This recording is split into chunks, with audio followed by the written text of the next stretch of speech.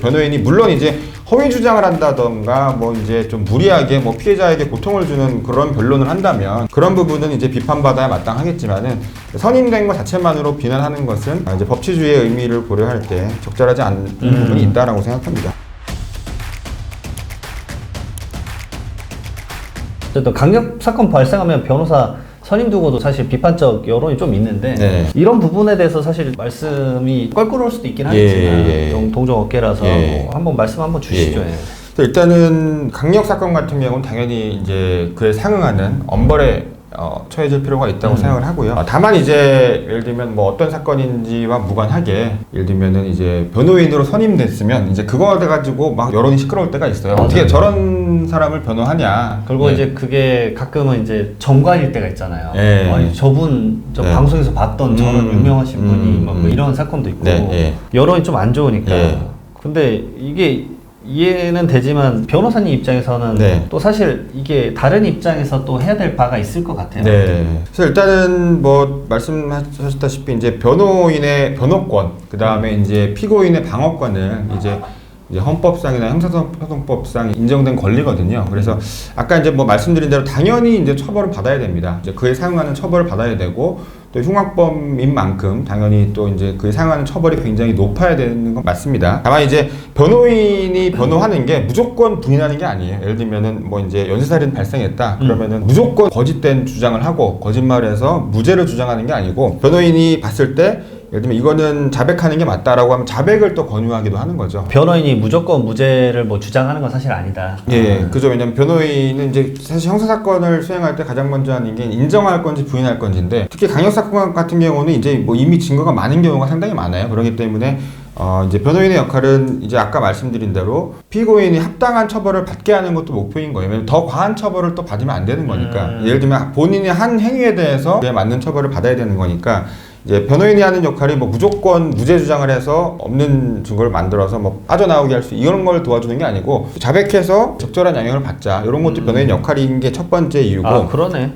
그다음에 두 번째로는 법치주의에 대한 어떤 그런 의미가 좀 있어요. 아까 말씀드린 대로 이제 변호인의 주된 역할이 합당한 처벌을 받게 하기 위함인데 여기서 합당한 처벌이 꼭 감형은 아니에요. 예를 들면은 내가 뭐 어떤 사람이 연쇄살인을 저질렀다 5명을 죽였어요. 예를 들면 수사하다가 이제 뭐 미제 사건이 있어요. 안 풀리는 살인 사건이 있어요. 그래서 이제 실제로 이 사람이 6명을 죽인 걸로 기소가 됐어요. 예를 들면은 그 미제 사건을 끌고 왔어요. 예를 들면 뭐 이제 뭐 현실적으로 뭐 지금 우리나라에서 있을 수는 없는 일이지만은 그렇게 된다고 하면은 변호인의 역할은 사실 재판에서 역할은 5명을 죽인 건 맞다. 하지만은 이건 아니다. 6명을 죽인 건 아니다.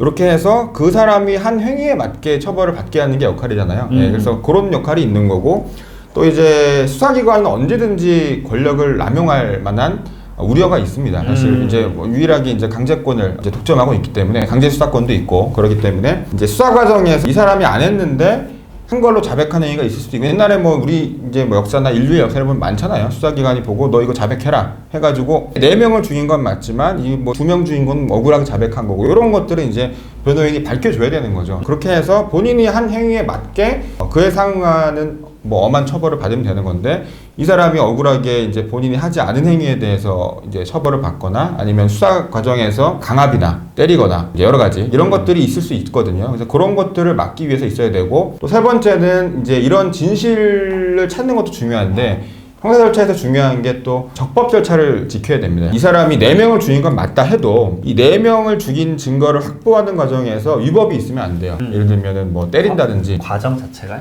뭐 이제 영장 없이 체포한다든지 근데 이런 것들이 사실 조금 일반인 분들이 생각할 때는 납득이 안 될 수도 있지만 사실 그렇게 치면은 그냥 이제 현장에서 바로 형벌을 내리는 게 맞겠죠. 재판 이런 거 필요 없고 그렇죠. 현장에서 뭐 죽인 바로 체포해가지고 경찰이 직결 심판 바로 그냥 형벌 내리면 되잖아요. 근데 이제 그런 것들이 야만의 사회잖아요. 왜 그렇게 하면은 문제가 뭐예요? 그렇게 하면은 나는 안 죽였는데 내가 죽어버리면 이제 이거는 뭐 돌이킬 수 없잖아요. 이제 그런 거를 막기 위해서 이제 사법 절차가 이제 발전해 온 거니까 법치주의가. 그래서 그런 것들을 체크하기 위해서 변호인은 당연히 선임이 돼야 되고요. 이제 변호인이 물론 이제 허위 주장을 한다던가 뭐 이제 좀 무리하게 뭐 피해자에게 고통을 주는 그런 변론을 한다면 그런 부분은 이제 비판받아야 마땅하겠지만은 선임된 것 자체만으로 비난하는 것은 이제 법치주의의 의미를 고려할 때 적절하지 않은 부분이 있다라고 생각합니다. 어쨌든 흉악범도 변호인을 결국 선임할 그런 이유들이 있다라는 점을 이제 좀 말씀을 드린 겁니다. 사실 뭐 없으면은 그분은 뭐 거의 뭐 이렇게 예를 들어서 국민재판처럼 저놈 정말 나쁜 놈이니까.